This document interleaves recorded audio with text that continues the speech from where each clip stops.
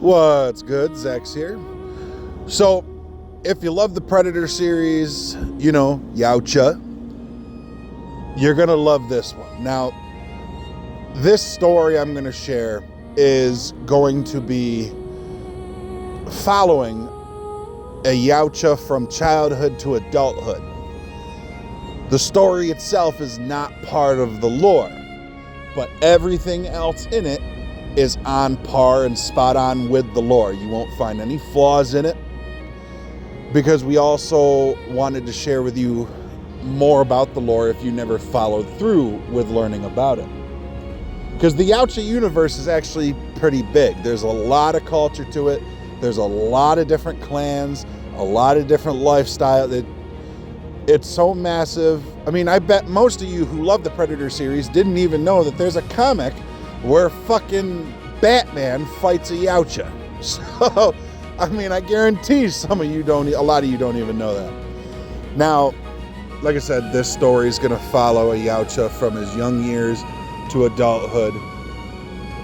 I obviously can't speak Yautja, so it's got to be done in English. Deal with it. Now, crashing down onto a alien planet, a grown Yautja named Shadar the Unclaimed walks out of his ship as the ship cloaks. Shadar is carrying an infant. He stands there covered in blood as if he just got out of battle. He looks down at the baby and says, "This will be where you will gain the strength to conquer it all." He turns back around and goes back in the ship, disappearing with the baby. 50 years go by, and we have a young Yautja running through the forests with a blade close at hand. Sharp objects and daggers flinging towards him at vital spots, barely missing as they hit trees and surrounding areas. The young Yautja immediately jumps high up into a tree and hides, quietly searching his surroundings. Out of nowhere, a blade pierces through his back out to the front of his gut. He lets out a roar and jumps down and continues to run. He pulls out that blade and holds it in his second hand. He continues to run. He then stops immediately in the middle of a clearing. He lowers his head and eyes closed, as if he's listening intently.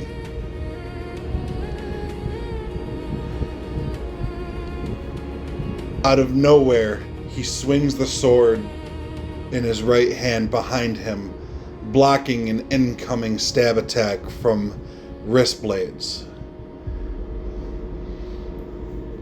Shadar stands there and uncloaks and pulls his wrist blades back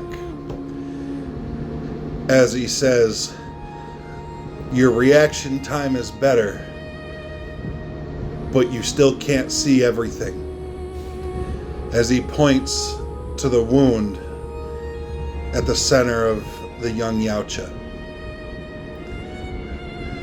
The young Yautja says, "You have many years on me, but a little bit more time and it'll be your gut that's pierced."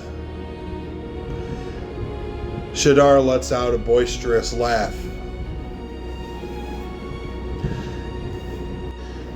and says, "Let's go eat."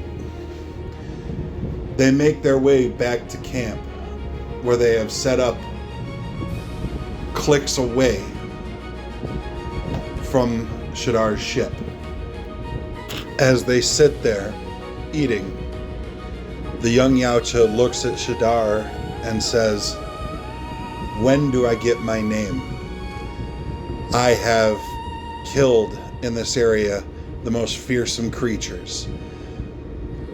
I can hold my own against you. I'm ready to go on for my first real hunt. I'm ready to get my first real kill." Shadar says, "You absolutely are not ready. This planet is used by many clans to prove themselves as hunters. Some of the most dangerous creatures from different planets are brought here for the hunt. We are here in this isolated part for a reason. You are not ready.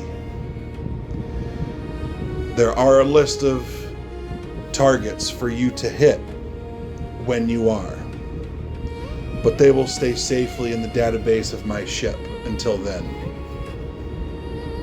The young Yautja looks aggravated and says, "I don't get a name.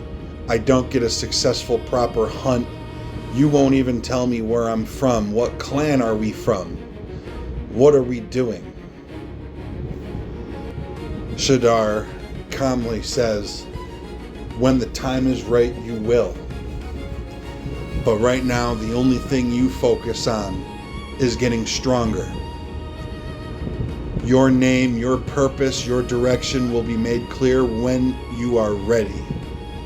And I will determine when that is." He throws his food into the fire and says, "I'm done eating. I'm gonna go on a hunt.